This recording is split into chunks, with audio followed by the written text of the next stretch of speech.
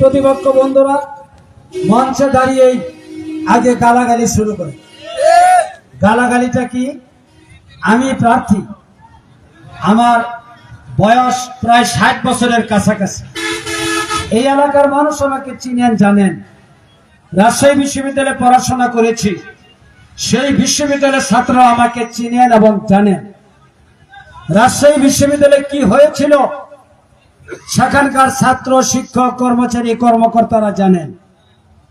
আমাকে ভোট দিয়ে রাজশাহী বিশ্ববিদ্যালয়ের ছাত্র সমাজ শহীদ শামসুজ্জোহা হলের ভিপি বানিয়েছিল। কোন সন্ত্রাসীকে, নৈরাজ্য সৃষ্টিকারীকে সাধারণ ছাত্ররা ভোট দেয় না। আমি ভোট পেয়েছি।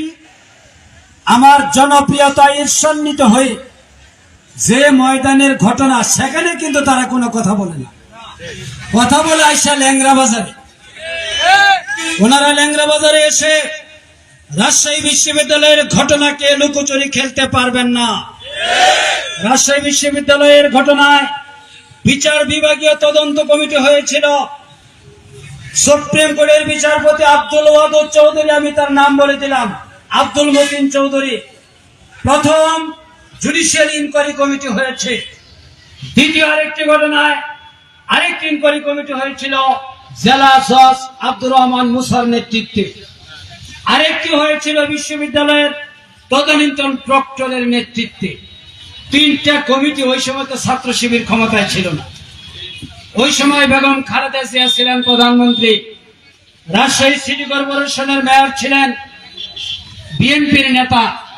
বিশ্ববিদ্যালয়ের ভাইস চ্যান্সেলর ছিলেন বিএনপি, প্রক্টর বিএনপি, ছাত্র উপদেষ্টা সবই বিএনপি। সবাই মিলে শিবির উৎখাত করতে গিয়েছিল। শিবির তার মোকাবেলা করেছে। আক্রান্ত হলে যে কোনো ব্যক্তির আত্মরক্ষা করার অধিকার আছে। এই মারামারি সম্পর্কে যত তদন্ত কমিটি হয়েছে, প্রত্যেকটি তদন্ত কমিটি একটাই বক্তব্য, রাজশাহী বিশ্ববিদ্যালয়ের ঘটনার জন্য ছাত্র শিবির দায়ী নয়, সকল কর্মকাণ্ডের নেতৃত্ব দিয়েছে ছাত্র দল। ওখানেই ফিনিশ।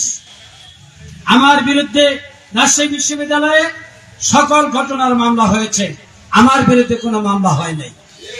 কারণ প্রশাসন মামলা করেছে। প্রশাসন জানে কারা কি করেছে। আমার বিরুদ্ধে মামলা হলো না কেন? ক্ষমতায় তো ওনারাই ছিলেন। আর এখানে এসে গালিগালাজ, অপবাদ, মিথ্যা রটনা।